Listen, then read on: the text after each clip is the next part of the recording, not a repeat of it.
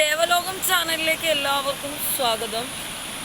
മലയാളികൾ ഒരുപാട് ഇഷ്ടപ്പെടുന്ന, മലയാളികൾ ഒരുപാട് സ്നേഹിക്കുന്ന, ഇന്നും മലയാളികളുടെ നെഞ്ചിലേറ്റി ഇരിക്കുന്ന ഒരു കലാകാരനുണ്ട്. അയാളുടെ നാട്ടിലാണ് ഇപ്പോൾ ഞാൻ നിൽക്കുന്നത്. കാരണം ഈ കലാകാരൻ മരിച്ച സമയത്ത് ഒരുപാട് ആളുകൾക്ക് എന്ത് ചെയ്യുന്നുണ്ട്, വിഷമങ്ങളുണ്ടായിരുന്നു. ഇന്നും മരിച്ചിട്ടും മരിക്കാതെ മലയാളികളുടെ മനസ്സിൽ ഓർമ്മയിലിരിക്കുന്ന ഒരാളുടെ നാടാണിത്. അധികം വലിച്ചു നീട്ടുന്നില്ല, കലാഭവൻ മണിച്ചേട്ടൻ്റെ നാടാണ്.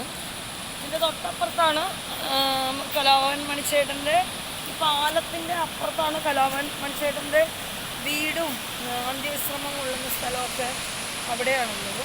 ഇത് പുഴയാണ്.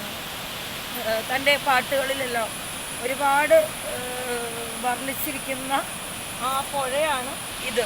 ഇതിൻ്റെ തൊട്ടടുത്തൊരു ക്ഷേത്രമുണ്ട്. അവിടെ മഹാദേവനും മഹാവിഷ്ണുവാണ് എന്ത് ചെയ്യുന്നത്, ഇരിക്കുന്നത്. ഇവിടെ നിന്ന് കാണാൻ പറ്റും ക്ഷേത്രം.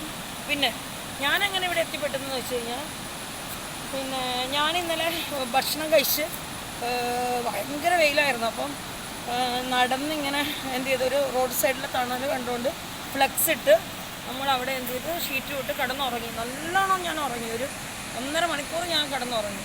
കണ്ണനും കിടന്നുറങ്ങി ബാഗൊക്കെ വെച്ചിട്ട്. അപ്പോൾ ഉറങ്ങിക്കഴിഞ്ഞ് എണീറ്റ് കഴിഞ്ഞപ്പോൾ ഒരു പയ്യനിങ്ങനെ നടന്നു വരുന്നുണ്ട്. അപ്പോൾ ആ പയ്യൻ്റെ അടുത്ത് ഞാൻ ചോദിച്ചു, മോനെ ഇവിടെ അടുത്ത് എവിടെയെങ്കിലും പുഴയുണ്ടോ എന്ന് ചോദിച്ചപ്പോൾ ആ പയ്യനാണ് എനിക്ക് എന്ത് ചെയ്തത്, ഈ സ്ഥലം എനിക്ക് പറഞ്ഞു തരുന്നത്. ഞാൻ അവിടെ നിന്ന് ഏകദേശം ഒരു 1-2 കിലോമീറ്റർ ഉണ്ട് നടന്ന് ഞാൻ ഇവിടെ വന്നു.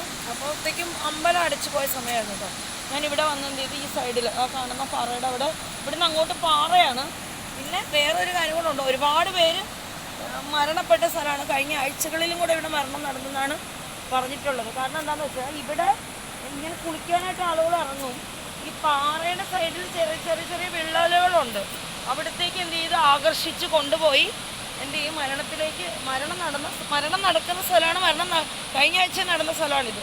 ഞങ്ങൾ എന്ത് ചെയ്തു, പതിയെ ഇവിടെ ആളുകൾ അങ്ങനെ കുളിക്കുന്നുണ്ടായിരുന്നു. അവരൊക്കെ പോയ സമയത്ത് പതിയിൽ ഇറങ്ങിയപ്പോൾ പാറയാണ്. അവിടെ ഇറങ്ങി നിന്നുകൊണ്ട് ഞാൻ മഗ്ഗിലാണ് എന്ത് ചെയ്തത്, കോരി കുളിച്ചത്. ഇപ്പോഴും അങ്ങനെ തന്നെയാണ് ഞാൻ കുളിച്ച് കയറിയത്. പിന്നെ നമ്മൾ പുഴയുടെ ഇരിപ്പും പുഴയുടെ കാര്യങ്ങളൊക്കെ നമ്മൾ മനസ്സിലാക്കണം. നമ്മൾ ഏത് സ്ഥലത്ത് ചെന്നാലും നമ്മളിതൊക്കെ ചോദിച്ച് മനസ്സിലാക്കിയതിന് ശേഷം വേണം നമ്മൾ ഒരു സൈഡിൽ നിന്ന് മാറി എന്ത് ചെയ്യണം, കുളിക്കാനൊക്കെ, എൻജോയ്മെൻറ്റ് ചെയ്യണമെങ്കിലും കുളിക്കാനൊക്കെ അങ്ങനെ വേണം ചെയ്യാൻ.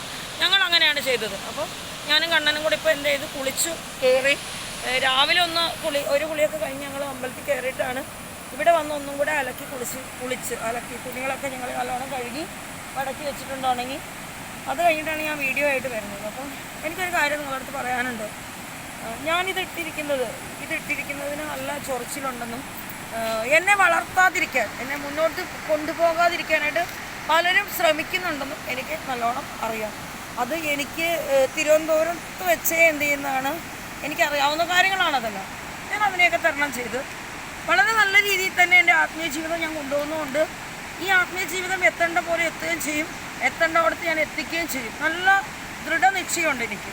അതുകൊണ്ടാണല്ലോ എനിക്കിപ്പോൾ പണിയും ചെറിയൊന്നും ഇല്ലാതെ ഞാൻ ഈ കാര്യങ്ങളെടുത്ത് ഇത്രയും കഷ്ടങ്ങൾ അനുഭവിക്കണമെങ്കിൽ ഞാനത് ആ ലക്ഷ്യസ്ഥാനത്ത് തന്നെ എന്ത് ചെയ്യും, കൊണ്ടെത്തിക്കും. എൻ്റെ കൂടെ ഇരിക്കുന്ന എൻ്റെ ഭർത്താവും അതിനു വേണ്ടി എന്നെ എന്ത് ചെയ്യും, മുന്നോട്ട് വരും. ഇല്ല കണ്ണാ, വരുമോ? ഉണ്ടാവോ കൂടെ? പിന്നെ തീർച്ചയായും മരണം വരെ ഉണ്ടാവും. ഓക്കെ, അത് മതി. അപ്പം അതെല്ലാം ഞങ്ങൾ സന്തോഷമായിട്ട് എന്ത് ചെയ്യുന്നുണ്ട്, മുന്നോട്ട് കൊണ്ടുപോകുന്നുണ്ട്.